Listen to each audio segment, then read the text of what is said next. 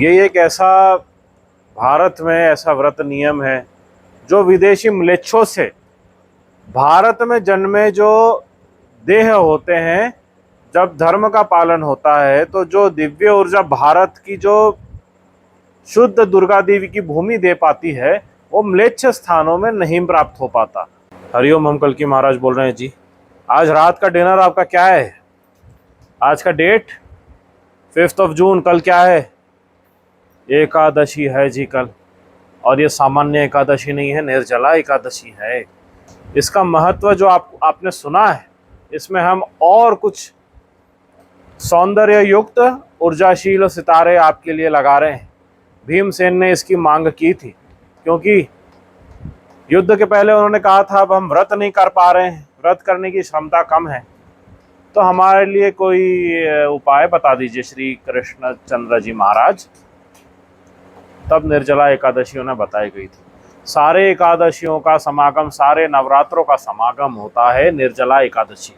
इसका मतलब ये नहीं कि अन्य व्रतों का कोई महत्व नहीं होता, परंतु इनसे जो व्रत करने की क्षमता ऊर्जा होनी चाहिए वो निर्जला एकादशी बीज होता है। यहाँ जो पालन होता है वो अन्य व्रतों में इस दिव्य ऊर्जा को आप प्रयोग कर सकते हो अपने आत्मज्ञान और देह में दिव्य रूप से ऊर्जा रहने के लिए। भाग्य साथ रखना है, स्वास्थ्य रखना है, तो उसके लिए ये नियम आपको पालन करना पड़ेगा जी। कल सर्व व्रतों में जो देव आत्माओं में जो ऊर्जा बनती है वो निर्जला एकादशी से बनती है। सर्वव्रतो देवात्मनम हरि सम्मुख इंद्रियाणि च समर्पयामि। यही मंत्र है, देव मंत्र है, जो महाभारत के समय उपयोग हुआ था, जो बहुत गुप्त बीज मंत्र है। डिस्क्रिप्शन में डाल दिया है। कल सूर्योदय के बाद इसका प्रयोग करोगे आप और दिवस को आरंभ करोगे।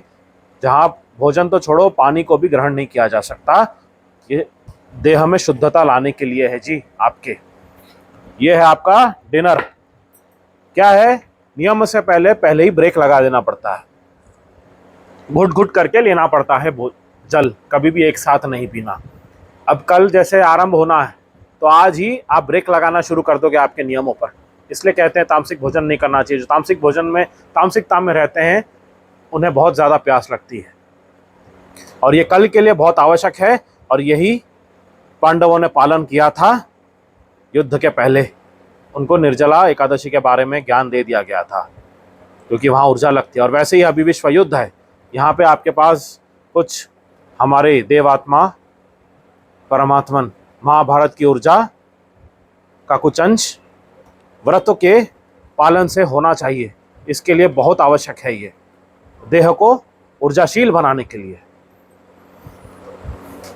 इनमें बस आपको इतना ध्यान रखना है, भोजन का सोच पर भी आपको ध्यान नहीं देनी है, भोजन की तरफ देखना भी नहीं है, जल की ओर भी आपको नहीं देखना है। ये कठोर नियम का पालन आपको कल करना है जिससे दिव्य ऊर्जा कुछ आपको प्राप्त हो सके। तो इसके लिए अभी से ही आपको ब्रेक लगाना पड़ेगा जी। 10 PM 5 जून तक आप जो सेवन करना है कर लो, उसके बाद ब्रेक लगाना आरंभ कर लो, कि कल सूर्योदय के बाद में आपको निर्जला एकादशी का पालन करना है। और कल रात्रि 1:30 बजे के बाद 1:30 AM के बाद आप जल ग्रहण कर सकते हो। तो पूर्ण नियम का पालन होगा और व्रत की ऊर्जा आपको भली प्रकार मिल जाएगी। हरिओम। ये एक ऐसा भारत में ऐसा व्रत नियम है जो विदेशी म्लेच्छों से भारत में जन्मे जो देह होते हैं, जब धर्म का पालन होता है तो जो दिव्य ऊर्जा भारत की जो शुद्ध दुर्गा देवी की भूमि दे पाती है वो म्लेच्छ स्थानों में नहीं प्राप्त हो पाता। जैसे अमेरिका हो गया, यूरोप हो गया, नॉर्थ हो गया, एकदम अहेड ऑफ हिमालयाज के ऊपर की जो क्षेत्र हो गया, जो मलेच्छ क्षेत्र आता है, फार ईस्ट हो गया टुवर्ड्स ऑस्ट्रेलिया, ये सब म्लेच्छ स्थान हो गए जहाँ पे आप पीपल का वृक्ष नहीं उगा सकते, जहाँ पे नीम का वृक्ष आसानी से सरलता से नहीं उगता, जहाँ पे बड़ का वृक्ष भी नहीं उगाया जा सकता। समझ में आ रहा है आपको बात? क्योंकि ये भूमि में सात्विकता नहीं है। जो भारत की भूमि में ऊर्जा शक्ति है वो अन्य क्षेत्रों में नहीं होती। भले ही आप यहाँ से मिट्टी लेके जाओ, वहाँ का क्लाइमेट ही नहीं है वैसा। यानी कि प्रकृति का वो आशीर्वाद नहीं है जो भारतवर्ष में प्रकृति दुर्गा देवी आशीर्वाद देती है। अभी जो भी प्रलयकारी स्थिति, विश्व युद्ध की स्थितियां पूरी बनी हुई हैं और जो हो रहा है आपको सब दिख रहा है, जिस प्रकार से हमने चैनल में बताया था जो जो स्थितियां बनेगी वो सब पूरी बन चुकी है। और इस बीच देह में आपके ऊर्जा होना, आत्मज्ञान की ऊर्जा के साथ, आध्यात्मिकता के साथ, धर्म पालन के साथ, सात्विकता के साथ, सात्विक नियमों के पालन करने के साथ ही भाग्य साथ रह सकता है आपके। तभी भाग्य की आवश्यकता है और पूर्ण शुद्ध आत्मन और स्वास्थ्य की आवश्यकता है। अगर ये आपके पास है तो सर्व कुछ संभव है। यही बात हम आपको बताते हैं हमेशा से, और इसीलिए ये व्रत जो सर्वोत्तम व्रतों में उच्चतम व्रत आता है, इसका पालन करना अति आवश्यक है आपके लिए जी।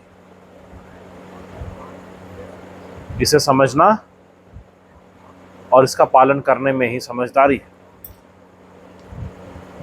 तो भीमसेन ने जो कहा था, उनकी यही मांग थी कि हमारी ऊर्जा व्रत पालन करने की कम हो गई है और अभी युद्ध का समय है।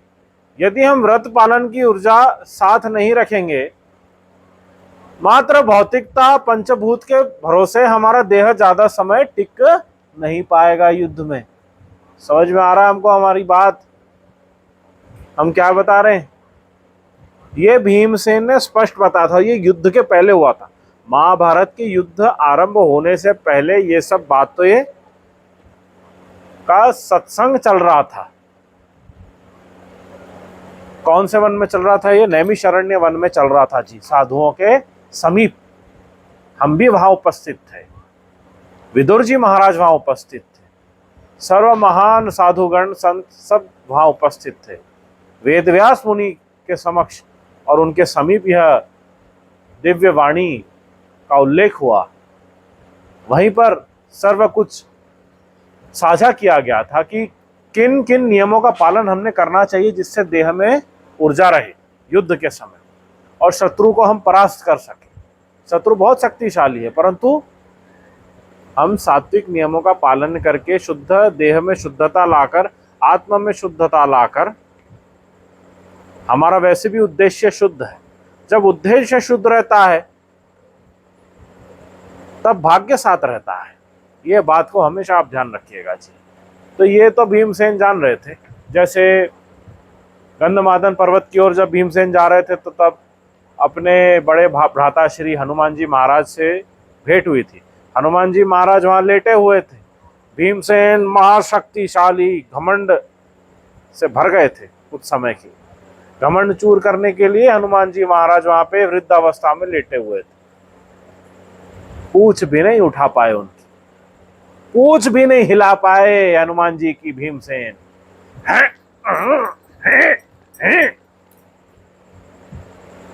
फिर पैर पकड़े, अंगूठा भी नहीं हिला पाए। ये होता है दिव्य श्रमता शक्ति, इसी की हम बात कर रहे हैं। और बहुत सारी दिव्यता में बहुत कुछ आता। जैसे जब आप भक्तिपूर्ण विश्वास के साथ धर्म को हृदय में रखते हुए, सात्विकता को हृदय में रखते हुए और निष्काम कर्मों में रखते हुए जब नियमों का पालन करते हो, तब दुर्गा देवी वह ऊर्जा देती है, प्रकृति हमारी वह ऊर्जा देती है कि कम से कम ये समय में आपको प्यास भूख उतनी नहीं लगेगी। इसके लिए दिव्यता लगती है, ऐसा नहीं होता, परंतु दुर्गा देवी का आशीर्वाद है, आपके कर्म वैसे है, अवश्य आपका भाग्य रहेगा और आपके पास ऊर्जा रहेगी, आ जाएगी। इसके लिए ये निर्जला एकादशी का व्रत पालन करना अति आवश्यक है। अभी युद्ध का समय है और युद्ध के समय में अगर आप प्रिपेयर्डनेस को लेकर नहीं जाओगे जी, तो फिर कई कठिनाइयों का सामना करना पड़ेगा, क्योंकि आगे भोजन पानी में बहुत किल्लत होने वाली है। भोजन पानी बहुत कठिनाई से मिलने वाला है, फूड रिसोर्सेज बहुत लिमिटेड है, और युद्ध के समय सबसे स्कार्स हो जाता है फूड।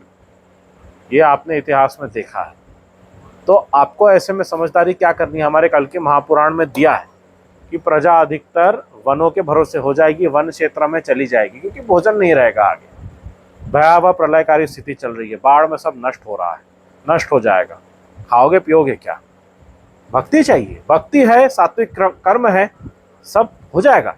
भाग्य साथ है, विश्वास है, भक्ति में पूर्ण विश्वास है हमारी, हमने जो बताया है, हमारे वचनों पे अगर आपका पूर्ण विश्वास है, क्या संभव नहीं, सब कुछ संभव है, आप सब कर सकते हो। जब आपको पता है आगे धर्म ही विजयी होने वाला है, परंतु इसके भले ही इसके बीच में बहुत कुछ होना है, उसमें आप भागीदार रहोगे, आप धर्म को पुनः भारतवर्ष में लाने में भागीदार रहोगे, इससे बड़ी बात और क्या हो सकती है।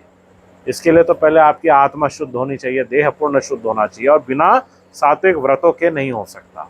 इसलिए ये नियम व्रत का पालन करना अति आवश्यक है, और यही भीमसेन को समझाया गया था सरल भाषा में। जो हम आपको बता रहे हैं यही बताया गया था कि क्या महत्व है। मात्र युद्ध के बाद भी तो जीवन में संघर्ष होता है, अंत में क्या धन घाट रहता है। तब तक जब व्रत के नियम अगर हम पूर्ण जीवन में पालन करते रहे तो बाद में परेशानी नहीं होती हमें। इसलिए ये सर्व व्रतों को लेकर चलना पड़ता है जीवन भर, ताकि हमको हमेशा ध्यान रहे कि अंत क्या होता है, अंत में क्या होता है। इसीलिए व्रत हमेशा देह के पंचभूत और आत्मा के बीच में, परमात्मा के बीच में जो अंतर होता ना, वो हमेशा व्रत आपको बताता रहता है। देखो ये व्रत परमात्मा को संतुष्ट करने के लिए कर रहे हो, भाग्य को संतुष्ट करने के लिए कर रहे हो, धर्म श्री धर्म देव को संतुष्ट करने के लिए आप व्रत का पालन कर रहे हो, अपने लिए नहीं करता कोई व्रत।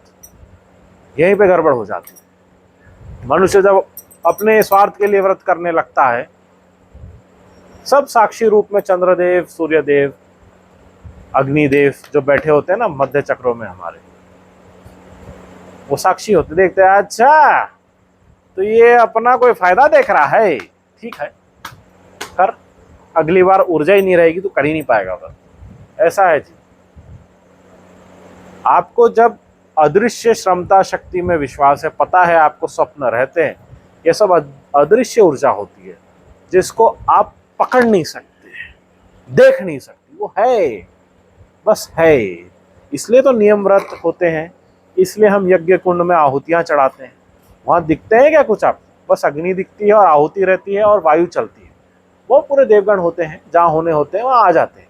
दिखते हैं नहीं दिखते, क्योंकि ये भौतिक नेत्रों से देख रहे हो आप, आपको अंदर की ऊर्जा त्रिनेत्र से, भक्ति की ऊर्जा से यहाँ से देखना पड़ता है, तब दिखते हैं। हाँ अब दिख रहे हैं, अब बंद हो गए, अब दिख रहे हैं, अब बंद हो गए।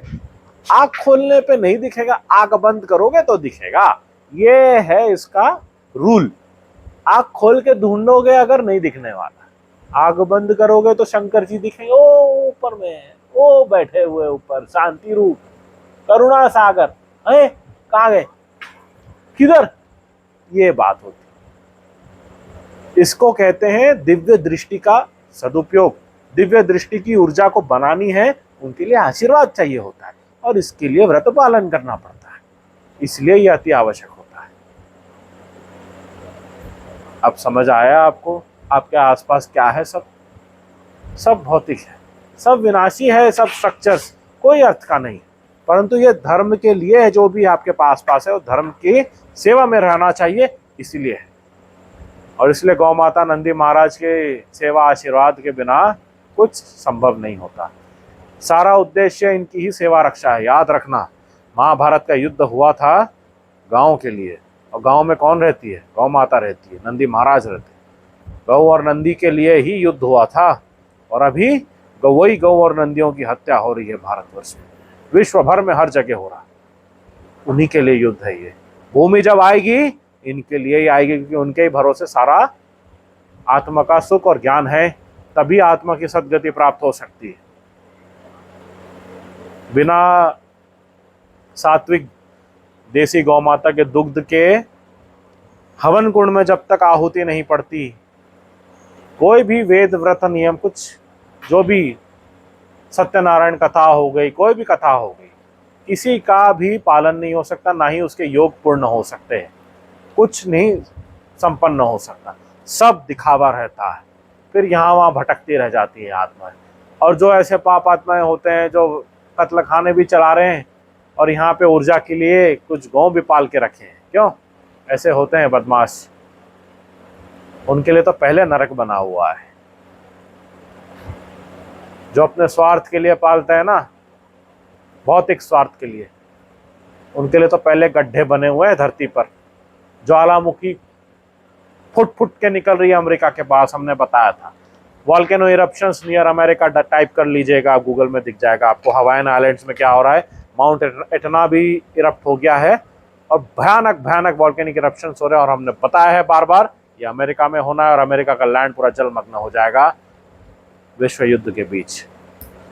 तो हमने आपको व्रत की महत्ता बताई है और इसका पालन क्यों करना चाहिए और कितना आवश्यक है। अभी निर्जला एकादशी के बारे में हमने आपको बताया है। महाभारत से सर्व जुड़ा हुआ हमारा इतिहास है और उसका महत्व बताया, कैसे योद्धाओं ने इसका पालन किया था, सर्व धर्मात्माओं ने इसका पालन किया था और इसका पालन सर्व को करना चाहिए। हरिओम।